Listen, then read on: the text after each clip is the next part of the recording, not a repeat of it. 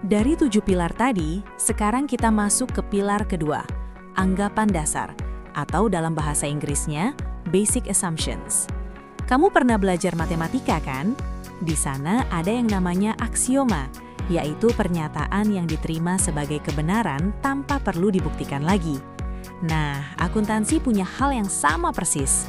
Anggapan dasar adalah asumsi yang diterima begitu saja oleh para ahli akuntansi, karena dianggap paling masuk akal dan paling berguna untuk mencapai tujuan akuntansi. Bukan berarti nggak bisa dikritisi, tapi dalam praktek sehari-hari, semua sistem akuntansi sudah berdiri di atas asumsi-asumsi ini. Ada 5 asumsi dasar yang diterima secara umum. Pertama, asumsi akrual. Kedua, asumsi entitas ekonomi. Ketiga, asumsi kelangsungan usaha atau going concern. Keempat, asumsi unit moneter. Dan kelima, asumsi periodisasi. Kita akan bedah kelimanya satu persatu di slide berikutnya, karena masing-masing punya dampak besar terhadap cara kita mencatat dan melaporkan transaksi keuangan. 5 asumsi dasar tadi, kita mulai dari yang pertama dan yang paling sering bikin bingung, asumsi akrual. Inti dari asumsi ini sebetulnya simpel. Transaksi dicatat pada saat kejadiannya, bukan pada saat uangnya berpindah tangan. Ini kedengarannya sepele, tapi dampaknya besar banget. Coba pakai contoh dari buku. Misalnya perusahaan kamu berlangganan listrik PLN, dan tagihannya selalu datang dan dibayar setiap tanggal 20. Sekarang, kamu mau nyusun laporan keuangan per tanggal 31. Pertanyaannya, listrik dari tanggal 10 sampai 31 itu sudah kamu pakai kan? Sudah, berarti biayanya sudah terjadi. Nah, karena sudah terjadi, biaya listrik itu wajib dilaporkan di periode ini, meskipun tagihannya belum datang dan belum dibayar sepeser pun. Jadi, di laporan keuangan, kamu catat sebagai biaya listrik di sisi beban, dan pasangannya adalah utang biaya di sisi kewajiban. Inilah inti asumsi akrual. Realita ekonomi lebih penting dari perpindahan kasnya. Kalau kamu ngerti ini, kamu sudah megang kunci dari sebagian besar mekanisme pencatatan akuntansi. Setelah paham soal akrual, sekarang kita ke asumsi kedua, asumsi entitas ekonomi. Ini jawabannya simpel. Keuangan perusahaan dan keuangan pemiliknya harus dipisah total. Kedengarannya logis, tapi dalam praktik banyak yang masih campur aduk. Bayangin kamu punya warung makan. Uang dari warung dan uang pribadi kamu masuk ke rekening yang sama. Itu melanggar asumsi ini. Buku mencatat contoh yang lebih besar. PT Aerowisata yang dimiliki oleh PT Garuda Indonesia harus punya pembukuan sendiri yang terpisah dari induknya. Jadi laporan keuangan Aerowisata nggak boleh dicampur dengan laporan keuangan Garuda. Tapi ada nuansanya. Kalau PT Matahari punya 2 divisi, departemen store dan supermarket, mereka nggak perlu bikin laporan keuangan terpisah per divisi. Cukup satu laporan keuangan untuk PT Matahari secara keseluruhan, karena kedua divisi itu bukan entitas yang berbeda. Satu lagi yang menarik, asumsi ini tidak harus terikat pada siapa pemilik hukumnya. Yang penting adalah siapa yang mengendalikan. Makanya dalam sewa guna usaha, barang yang disewa bisa dicatat sebagai aset penyewa, meski secara hukum barang itu masih milik yang menyewakan. Asumsi entitas ekonomi tadi bilang perusahaan harus berdiri sendiri. Nah, asumsi ketiga ini menjawab pertanyaan berikutnya. Seberapa lama perusahaan itu dianggap akan berdiri? Jawabannya, selamanya.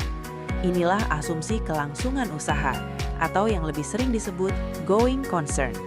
Hampir seluruh metode akuntansi yang kita kenal berdiri di atas asumsi ini. Kenapa?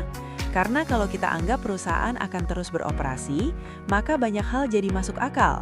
Misalnya, kenapa kita boleh mendepresiasi gedung selama 20 tahun? Karena kita anggap perusahaan akan terus memakai gedung itu selama 20 tahun ke depan.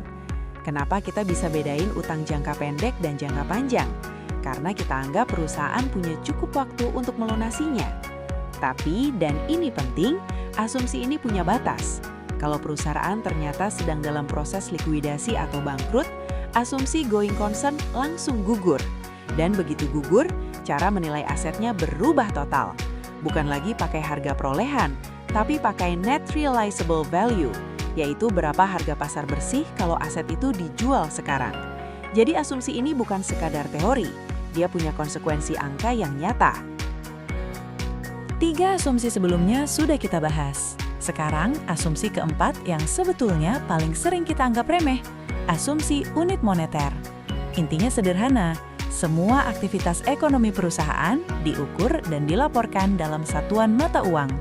Rupiah, dolar, pound, pilih satu, dan pakai itu secara konsisten. Kenapa uang dipilih sebagai alat ukur?